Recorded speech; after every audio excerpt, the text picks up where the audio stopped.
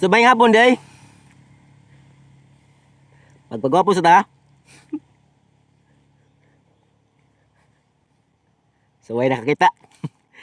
Tanawan yun dol. Oh, saging yan ha. By the way, gahapon nag-harvest si Jones TV sa saging dol. Hindi naman to every weeks kasi sa ngayon, tag-init idol, medyo iba yung bunga sa ating mga saging. Iba yung tag-ulan. Every weeks idol, dati si Jones TV ay mag-harvest po ng saging. Pero ngayon, siguro mga 2 linggo, minsan idol 3 linggo, saka mag-harvest. Pero dati idol, every weeks na yun. At sa mga gusto mag-update dyan, gahapon dol, umabot siya ng 111.5 kilos. Diba? So, laking bagay na yun.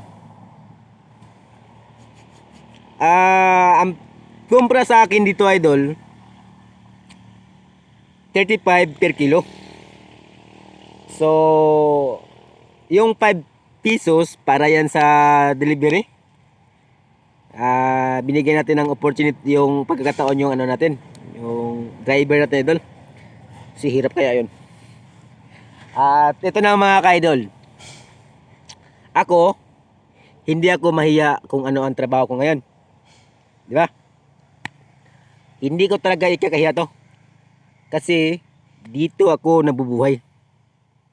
Yung pagtanim po ng talong, pagtanim po ng sitaw, at saka yun nga, medyo proud ako.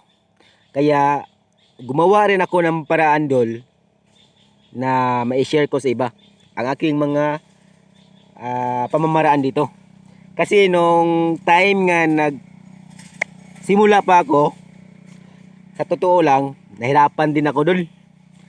Kasi wala talaga sa isip ko dol na mag-gardening. Wala sa isip ko na ganito ang trabaho ko ngayon. Pero dahil po ito na po ang trabaho ko ngayon. Ang ginawa ko kasi dati, nanood lang ako sa mga ka-farmers natin ng mga matagal na sa ganitong trabaho. Yung pagtatanim po ng saging, yung sa atin lang po idol, pag nagtanim po tayo ng saging, sa atin lang yun kung anong diskarte natin. Di ba? At saka yung pagtanim po ng talong, pagtanim po ng sitaw, sa totoo lang, pinag-aralan ko din yan sa social media. Pinag-aralan ko ang mga pamamaraan nila. Ginagawa ko ang mga pamamaraan nila idol, at doon ko natutuklasan ang mga iba't ibang diskarte. O, di ba? May idea na ako ano ang dapat kong gawin. May idea na ako kung ano ang gagawin ko sa aking mga tinatanim. At tama sila dol. Sa bawat gardenero, may mga kanya-kanya ding pamamaraan. So, habang nagtrabaho po tayo sa area natin dol, katulad sa talong, sitaw, sili, at iba pa dol, saging. Habang nagtatanim po tayo, maobserbahan natin ang mga bawat galaw natin dol, yung pagkakamali, at hanggang matutunan natin ang isang bagay na hindi natin alam. So sa ngayon idol, ang ginagawa ko, sinishare ko po ang aking mga diskarte. Sinishare ko po ang aking mga pamamaraan sa pagtatanim, sa aking mga ginagawa dito. Kaya hindi ko ikakahiya kung ano man ang aking trabaho ngayon. At saka nasa inyo lang yun idol kung sundin nyo. Nasa inyo lang yun kung gagawin nyo. Ang importante dito nga nakakatulong tayo sa mga taong interesado magtrabaho ng ganito. Sa totoo lang idol, ito ang sinasabi natin. Ako, hindi ako nakapagtapos sa pag-aaral. Wala tayong kakayahan dyan dahil po hindi tayo nakapagtapos. So, para-paraan lang talaga yan. Kumbaga, hindi na ginagamit dito ang diploma. Ang ginagamit natin dito sa pagtatanim, diskarte. Seryoso na tayo, di ba? Pero totoo yun, Dol. Kaya, ito lang masasabi ko, Dol. Nangamuhan ako, matagal-tagal na rin, Dol. At hindi na ako bumalik. Ito ang trabaho ko ngayon dito, Dol. Kung tag-ulan, kung may ulan lang.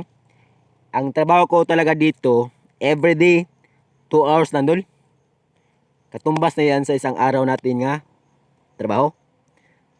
So, kung tutusin lang, kung may mga tanim lang po tayo ditong talong, okay sana yon. Ang problema sa ngayon, Dol, wala kasi po tag-init. Pero darating ang time na magtanim rin tayo balang araw pag tag-ulan na. Sa ngayon lang, ito ang ma-update ko. Ang saging na na-harvest natin gahapon, May 28, umabot siya ng 111.5. Ito ang tandaan nyo, Dol, kung wala tayong ginagawa, wala tayong reaksyon sa ating sarili, hindi tayo makaka-income ng ganun na bagay, Dol. Ang bunga sa saging, Dol, pag nagtanim po tayo ng saging, kusang magbubunga yan. Hayaan nyo lang, alagaan nyo lang, darating talaga ang time na babalik sa iyo ang iyong pinaghirapan. Yun lang po. Maraming salamat, kaibigan.